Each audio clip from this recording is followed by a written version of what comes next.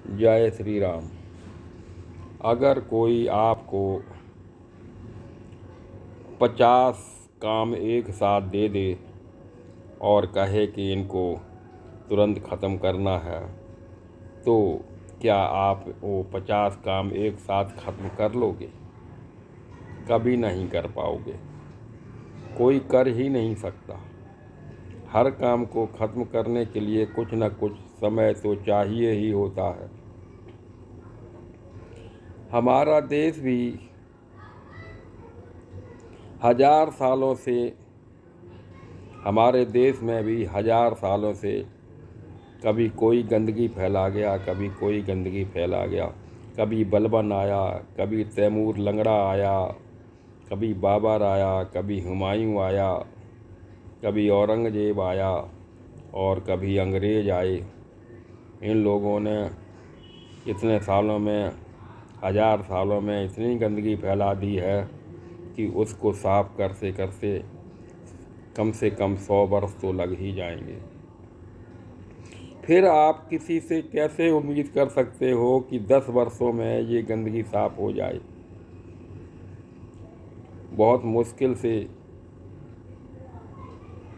हमारे पास एक ऐसा महान योद्धा आया है जिसने इस गंदगी को साफ करने का बीड़ा उठा लिया है। लेकिन कुछ देशद्रोही ताकतें उसके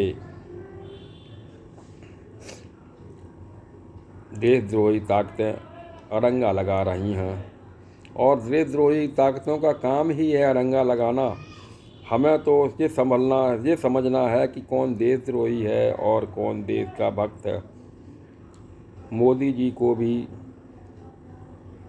सैकड़ों काम एक साथ दे दिए गए हैं, तो आप क्या समझते हो कि वो एक साथ वो सारे काम ख़त्म कर लेंगे? कभी ख़त्म नहीं कर सकते। काम बारंबारता से ही ख़त्म होगा। एक काम ख़त्म होगा, फिर दूसरा काम ख़त्म होगा, फिर तीसरा ख़त्म होगा, ऐसे ही काम ख़त्म। उसके लिए मोदी जी को समय चाहिए, और समय के लिए आपको कम से कम इस बार तो कमल के फूल पर बटन दबाना ही होगा, तभी वो आगे बढ़ सकते हैं। नहीं तो पीछे किए हुए जितने भी काम उन्होंने पीछे काम कर लिए हैं, देशद्रोही लोग उन पर भी पानी फेर देंगे। जय श्री राम।